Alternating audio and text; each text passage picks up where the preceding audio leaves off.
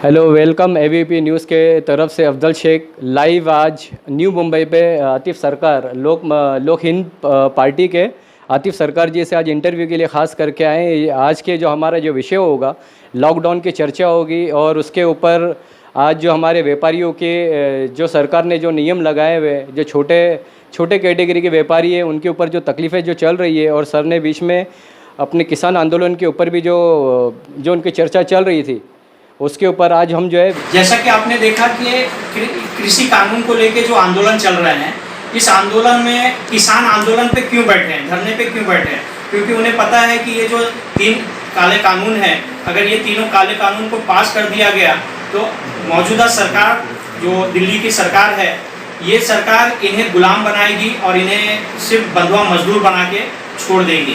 ये जो भी कार्य करेंगे, जो भी काम, जो भी अनाज उगाएंगे, ये अनाज सिर्फ सरकार के खाते में जाएगा या पूंजीपतियों के जो बड़े बड़े कंपनी के मालिक हैं, ऐसे पूंजीपतियों के खाते में जाएगा और हमारे देश के किसान जो है वो सिर्फ बंधुआ किसान बन के रह जाएंगे। ऐसे ही हमारे देश में चलेगा। हमारा देश भी जो भी व्यापारी हैं, जो भी भारत के लोग हैं, वो हमारे मनुवाद की सरकार में, जो ब्राह्मणवाद की सरकार है, इसमें सब गुलाम हो जाएंगे 85% लोग। और ये जो ठाकुर ब्राह्मण बनिया जो हैं, ये शासक होंगे, ये सिर्फ आप पे राज करेंगे। और इसी वजह से ये कोरोना काल को लाया गया, आपको गुलाम बनाने का ये प्रयास चल रहा है। और जैसे लास्ट में मैं कहूँगा, मैडम ने कहा था कि कोरोना है या नहीं है, तो मेरे हिसाब से तो कोरोना नहीं है। धन्यवाद। पार्टी से हूँ और महाशय सचिव हूँ। जैसे कि मैडम ने मुझे पूछा कि अभी लॉकडाउन की वजह से जो सिचुएशन आ रही है, एज ए महिला जो होम मिनिस्टर है, जो घर चलाती है, तो वाकई में इस वक्त जो कोविड से जो परेशानी हो रही है, शायद सरकार इस चीज़ को समझ नहीं पा रही है।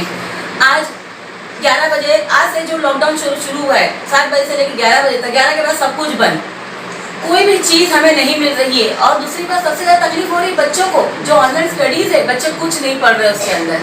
बच्चे सिर्फ ऑनलाइन पे आते हैं, मोबाइल पे आते हैं, पीछे से सारे पेरेंट्स आंसर देते हैं, जिसकी पढ़ाई 1 साल से पूरी खत्म हो चुकी है। मैं चाहती हूँ कि सरकार इसके लिए कुछ करे। और आज जो दुकानें बंद हो चुकी है, सारे व्यापार बंद हो चुके हैं, जो मिडिल क्लास की फैमिली है वो कैसे घर गुजारा करेगी, आप बताइए। बड़े लोगों को तो कोई तकलीफ नहीं है, गरीब जो है उनको दिन का कमाना नहीं कमाना। जो सबसे ज़्यादा तकलीफ हो रही है मिडिल क्लास फैमिली को हो रही है, जो घर की एक एक चीज़ है वो नहीं आ पा रही है। जो कमाने वाला है, आज वो जॉब कर रहे हैं, उनकी सैलरी नहीं मिल रही है क्योंकि उनके बिजनेस बॉस कह देता है कि भाई काम नहीं है, आप घर में बैठिए। सैलरी नहीं मिल रही तो घर कैसे चलेगा? बच्चे परेशान, घर परेशान, सारा सामान नहीं मिल रहा है। इसलिए मैं चाहती हूँ कि सरकार से मेरी अपील है कि सबसे पहले इसके रिगार्डिंग कुछ किया जाए। कोविड है नहीं है जो भी है, लेकिन जो समस्या चल रही है उसको सॉल्यूशन में ढूंढे। दुकानें बंद करने से, सारी दुनिया बंद करने से कोविड बंद नहीं होगा, ना ही कोविड खत्म होगा, लेकिन जो घर की परिस्थिति है उससे कहीं ना कहीं रोज उससे ज़्यादा जाने जाएगी। मैं चाहती हूँ, मेरी अपील है सरकार से कि इसके रिगार्डिंग जल्द से जल्द कोई फैसला ले। धन्यवाद। आज हम आतिफ सरकार से ये सवाल करना चाहते हैं कि इस कोरोना काल के अंदर जो छोटे व्यापारी हैं जो घर में बंद है और उनके व्यापार बंद है, इसके अंदर उनका क्या सोल्यूशन होगा, उनका क्या जवाब होगा, ये हम आतिफ सरकार से जानते हैं। जैसे कि आपने सवाल किया कि आज मध्यम वर्गीय जो इंसान है उसके लिए सरकार क्या कर रही है, तो मध्यम वर्गीय के साथ साथ आप ये भी पूछिए कि मिडिल क्लास के लिए सरकार क्या कर रही है। आज छोटे मजदूर जो हैं, छोटे जो लोग हैं जो मजदूरी करते हैं, सरकार ने उसके लिए भी सोचा। और वीआईपी जो हैं, जो बिजनेसमैन, बड़े बिजनेसमैन हैं, जो इंडस्ट्री चला रहे हैं, जो कंपनियां चला रहे हैं, सरकार ने उनके लिए भी सोचा। लेकिन सरकार ने मिडिल क्लास के लिए कुछ नहीं सोचा। मिडिल क्लास बेचारा तब भी परेशान था और अब भी परेशान है।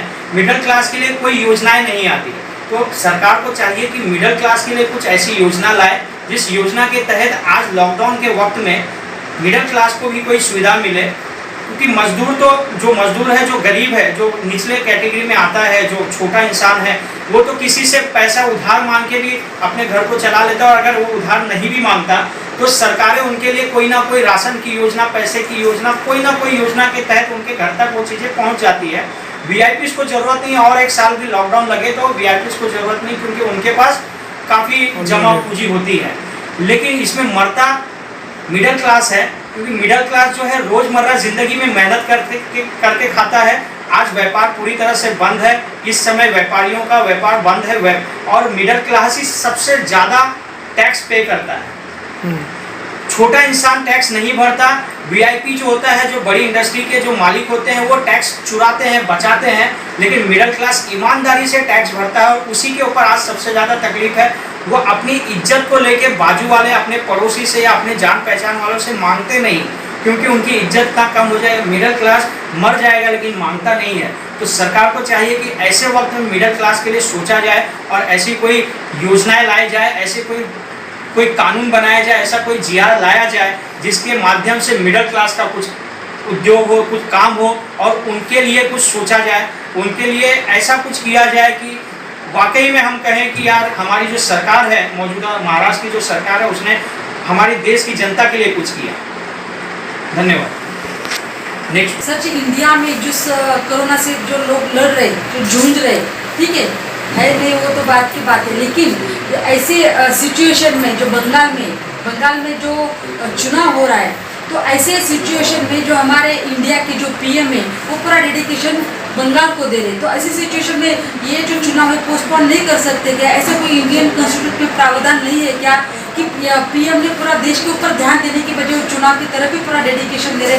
इस पर आप क्या टिप्पणी करना चाहते हैं?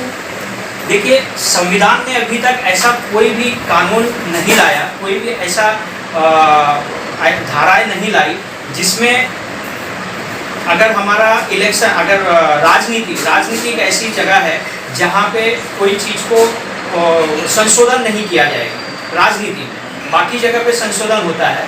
तो ये जो इलेक्शन, ये अगर इसको आगे बढ़ाना है, नहीं बढ़ाना है, इसके लिए अगर विचार करना है या इसके बारे में कुछ आदेश जारी करना है, तो ये सुप्रीम कोर्ट या हाई कोर्ट का कोई जजमेंट नहीं होता। इसे अगर आप संक्षेप में जानना चाहते हैं तो धारा 324 पढ़ लीजिए आप। धारा 324 में कहा गया कि अगर आपको धारा 324 कहता है कि अगर ये इलेक्शन को आगे बढ़ाना है तो इलेक्शन कमीशन ऑफिसर होता है। देश का अगर इलेक्शन है, प्रदेश का इलेक्शन है या जिले का इलेक्शन है, तो ये जो इलेक्शन होता है तो इसके इलेक्शन कमीशन ऑफिसर डिसाइड करते हैं कि किस समय आगे करना है, पीछे करना है या निर्धारित समय पे करना है, ये वो डिसाइड करते हैं। इसमें कोई आर्टिकल काम नहीं आता, इसमें कोई सुप्रीम कोर्ट या हाई कोर्ट का जजमेंट नहीं है। बहुत ही संवेदनशील हालात है। ऐसी सिचुएशन में संक्रमित लोगों को ना बेड मिल रहे हैं, ना ऑक्सीजन मिल रहा है, ना रेमडेसिविर इंजेक्शन मिल रहा है। ऐसी सिचुएशन में गुजरात के जो बीजेपी के अध्यक्ष CR पाटिल ने कहा है कि संक्रमित लोगों को हमने 5000 जो रेमडेसिविर इंजेक्शन हम लोगों ने डिस्ट्रीब्यूट किया है। तो वही फॉलो करके यहाँ के जो बीजेपी के माननीय देवेंद्र फडणवीस जी और दरेकर, ये लोगों ने 50,000 रेमडेसिविर इंजेक्शन की डिमांड की है ब्रोको कंपनी से डिमांड की है। तो ऐसी सिचुएशन में जो 50,000 रेमडेसिविर इंजेक्शन की जो डिमांड की है, वो अगर अपोजिशन पार्टी उसकी डिमांड करे और सेंट्रल गवर्नमेंट, स्टेट गवर्नमेंट को उसकी मतलब वो सपोर्ट नहीं करे, तो इससे आप क्या कहना चाहते हैं? देखिए, इससे तो सिर्फ एक ही चीज़ निकल के आती है कि जिसकी लाठी उसकी भैंस। और ज़्यादा कुछ ना कहते हुए सिर्फ इतना ही कहूँगा कि आज हर सांप पे उल्लू बैठा है और अंजाम गुलिस्तान क्या होगा ये तो सिर्फ जनता ही जानती है। पहले तो मैं अपने मीडिया भाइयों और बहनों का धन्यवाद करता हूँ कि आप लोग अपना कीमती समय निकाल के हमारे साथ आपने वक्त गुजारा और कुछ जानकारियाँ इस देश के लोगों को देना जो ज़्यादा ज़रूरी था, वो उसमें आपने अपना समय दिया। इसके लिए आप लोगों का धन्यवाद। और जाते जाते इतना कहूँगा कि दीपावली में अली बसे राम बसे रमज़ान, ऐसा होना चाहिए हमारा हिंदुस्तान। और जिस दिन मंदिर की घंटियों से सुर निकलेगा अजान का, उस वक्त रूप बदल जाएगा हमारे हिंदुस्तान का। धन्यवाद। जय हिंद, जय भारत।